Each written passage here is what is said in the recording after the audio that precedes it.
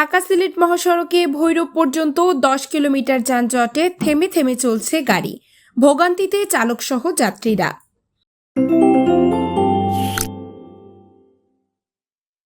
কিশোরগঞ্জের ভৈরব থেকে ঢাকা সিলেট মহাসড়কে 10 কিলোমিটার দীর্ঘ যানজট, থেমে থেমে চলছে গাড়ি। সকাল থেকে বিকাল পর্যন্ত গাড়িতে বসে থেকে ভোগান্তিতে চালকসহ যাত্রীরা। প্রায় 4 ঘন্টা 30 মিনিট ধরে জ্যামের মধ্যে আছি। যাইতেছি আপনার হবিগঞ্জ। এমন ভোগান্তির মধ্যে আমরা যে যাত্রীগুলো আছে বা বিভিন্ন সময়টার মধ্যে যাত্রীরা অপেক্ষা করতেছে বা মানে এটার কোনো পরিণতি নাই, কেউ সমাধান নাই, সলিউশন নাই, জ্যামের মধ্যে জ্যাম। ঠিক আছে, আমরা অনেক ভোগান্তির মধ্যে আছি।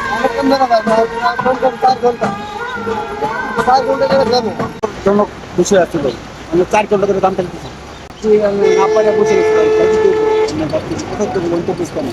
ভাই জাম তো সকাল 6টাতে এটা করলাম তো জাম করে দিয়েছি, রাস্তার কাজ চলতেছে তো সেজন্য জাম হয়। আমরা জ্যামের মধ্যে পড়ছি, চৈতন্যতে উঠছি গাড়ি নিয়ে, চৈতন্যতে শুরু হয়েছে জ্যাম। এখনো পর্যন্ত জ্যাম শেষ হয় নাই। কবে যে শেষ হইব সিলেট পর্যন্ত পৌঁছাইতে, এটা আমাদের কোনো আত্মবিশ্বাসের মধ্যে আসে না। আমরা বুঝতেও পারি রোডের মধ্যে অনেক জ্যাম, গাড়ি ঘোড়া এই বৈশাখে বন্ধ করে রাখা। আমি 9টা বাজে উঠছি। 9টা তো মানে কয়টা বাজে এই তারপর খালি বোয়া নেই গাড়ি। পানি পর্যন্ত নাই, সাইকেল দেখাইতেন রে বাবা কি কস। আবার ফেডার ভাই বট্টা লাগেছে কত টাকা আছে, আইসক্রিম খাইছে, লুডি খাইছে, এটা শুদ্ধ খাইছে। এটা কাম বুড়া সুরা এটা বড় সারে বুড়া সুরা শুদ্ধ খাইলেছি। পাগল হয়ে মরবার দশে নাই তো। এটা শুদ্ধ খাইলেছি করতে। গাড়ি তো টিকেট না।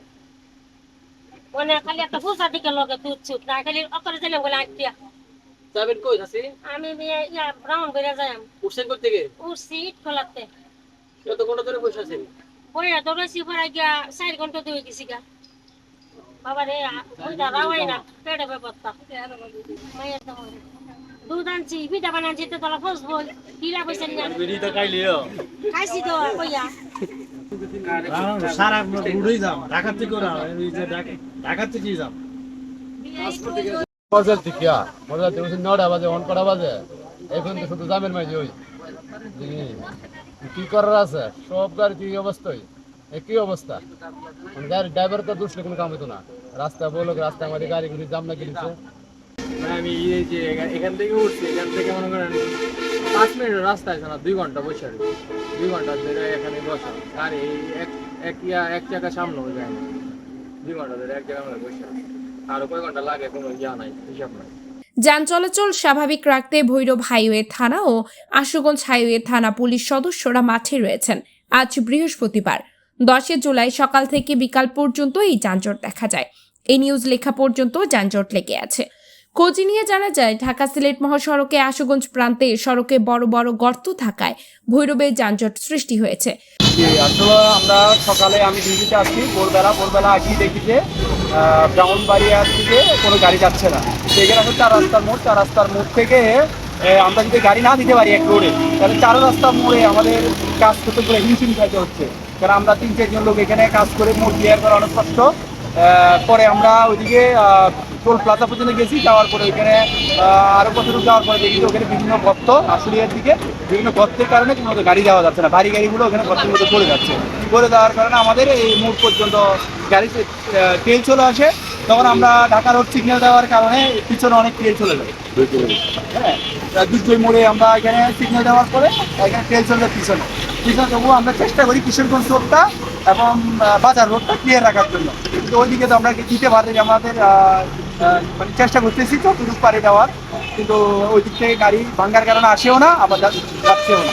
নরসিংদীর ইটাখোলা থেকে শুরু করে চৈতন্য, বারুইচা, নারায়ণপুর, ভৈরবের জগন্নাথপুর ব্রিজ, দুর্জয় মোড়, বাসস্ট্যান্ড ও সৈয়দ নজরুল ইসলাম টোল প্লাজা সহ ইটাখোলা থেকে ভৈরব পর্যন্ত প্রায় 15 কিলোমিটার যানজট লেগে আছে। টানা 3 দিনের বৃষ্টিতে ঢাকা সিলেট মহাসড়কের বিভিন্ন বাসস্ট্যান্ড সহ ভৈরব বাসস্ট্যান্ডে ও আশুগঞ্জ গোল চত্বর এলাকায় ছোট ছোট গর্তগুলো আরো বড় আকার ধারণ করেছে। এতে করে ঢাকা সিলেট মহাসড়কের তীব্র যানজটের সৃষ্টি হয়েছে। আমাদের এই জ্যামটা আসলে আশুগঞ্জ প্রান্ত থেকে আরম্ভ হয়েছে।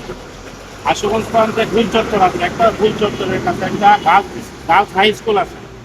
ওইখানে ইন্ডিয়ান কোম্পানি কিছু কাজ করছে। আর কিছু কাজ এখনো বাকি রয়েছে। বৃষ্টি হইলে এই যে বাকি কাজগুলা বড় বড় গর্ত হয়ে যায়। ওই গর্তটার মধ্যে লোড গাড়িগুলো যখন যায় তখন সে উঠতে পারে না, কেন ফাইসা যায়। আর ফাইসা যাওয়ার কারণে পিছনে অনেক গাড়ি জমা যায়। এই গাড়িটা আবার এখান থেকে ঠেললে ধাক্কা সরাইলে তখন পিছনের গাড়িগুলো যায়। আবার পিছনের গাড়িগুলো যাওয়ার মধ্যে যদি একটা গাড়ি আবার ফাইসা যায় তাহলে আবার জামের সৃষ্টি হয়। আর এইভাবে বৃষ্টি হলে 3-24 ঘন্টা এখানে জামটা সৃষ্টি হয়। মূলত এটা হলো আশুগঞ্জ, ব্রাহ্মণবাড়িয়া আর আরেকটি নদী নষ্ট। আর ওই কারণে আমাদের ব্রিজের মধ্যে এই জামটা তৈরি হয়। আর আমাদের ব্রিজ হলো একটা স্প্রিংয়ের উপরে দাঁড়ানো। যদি ব্রিজের উপরে বড় ধরনের কোনো জাম হয় আর স্প্রিংটা কোনো কারণে ক্র্যাক করে তাহলে সারা বাংলাদেশের একটা সমস্যা হয়ে দাঁড়ায়। এই জন্য গাড়িগুলো একটু স্লো এখান থেকে ছাড়া হয়। আর আশেপাশে সিগন্যাল পাইলেই গাড়িগুলো ছাড়া হয়। ওইখানে পুলিশ ডিউটি আছে, আমাদের ভৈরবপুর প্লাজার পুলিশও আছে, আশুগঞ্জ টু প্লাজার পুলিশও আছে। ওনারা সিগন্যাল দিতেছে আর আমরা আস্তে আস্তে গাড়ি ছাড়তেছি। আর এই জ্যামের জন্য মূলত আমাদের ব্রিজ বা টোল কোনো দায়ী না, দায়ী হইলো ওইখানে রাস্তাটা ভাঙা, এই জন্য আমরা গাড়িগুলা জ্যামের মধ্যে পড়ি। এটা হলো একটা ব্যস্ততম Asian highway road. Dhaka, Sylhet, Chattogram, Cumilla অনেক জায়গার গাড়ি এদিকে যায়। আর ওই রাস্তাটা এখন যে অবস্থায় আছে, এই অবস্থাতে যদি দ্রুততম যদি মেরামত করা না হয় তাহলে এর চেয়ে আরো বড় জ্যামের সম্ভাবনা আছে। এখন কর্তৃপক্ষের কাছে আমাদের টোল বা ব্রিজের যে কন্ট্রাক্টর কর্তৃপক্ষ আছে সবার কাছে আমরা অনুরোধ, ওই রাস্তাটা যেন দ্রুততম মেরামত করা হয়। পণ্যবাহী ট্রাক, কাভার্ড ভ্যান সহ দূরপাল্লার অনেক যানবাহন সড়কে আটকা পড়ে আছে। এ বিষয়ে ভোগান্তিতে থাকা যাত্রীরা বলছেন, সকাল থেকে দুপুর পর্যন্ত ভোগান্তিতে পড়ে আছি। না খেয়ে বসে আছি, গাড়ি 2 মিনিটে চললে আধা ঘন্টা দাঁড়িয়ে থাকতে হয়। চাঁপাইনবাবগঞ্জ থেকে সিলেটগামী পণ্যবাহী ট্রাক চালক কাজিম আলী বলেন, থেকে 4 ঘন্টায় এ পর্যন্ত আসছি। আর যে ব্রাহ্মণবাড়িয়া যাবো, কখন গিয়ে পৌঁছবো এটা তো বলতে পারতেছি না। বারিচা থেকে এ পর্যন্ত 4 ঘন্টায় আসি। আমি ভৈরব টোল পার হইলাম, এখান থেকে আসতে লাগে মাত্র 5 মিনিট। এখন যাব আমি ব্রাহ্মণবাড়িয়া, এখন কখন গিয়ে পৌঁছি এটা আমি বলতে পারতেছি না। 1.5 ঘন্টা যাবত একই জায়গায় দাঁড়িয়ে আছি। 10 মিনিটের রাস্তা এসেছি 4 ঘন্টায় নিয়ে যাচ্ছে সিলেটে। কখন সিলেট পৌঁছাবো আল্লাহ ছাড়া কেউ বলতে পারবে না। বৃষ্টি হলেই সড়কে ভোগান্তি বেড়ে যায়। ভৈরব, কিশোরগঞ্জ সংবাদদাতা আতিয়া ফিফা, বাংলাদেশ নিউজ টুডে।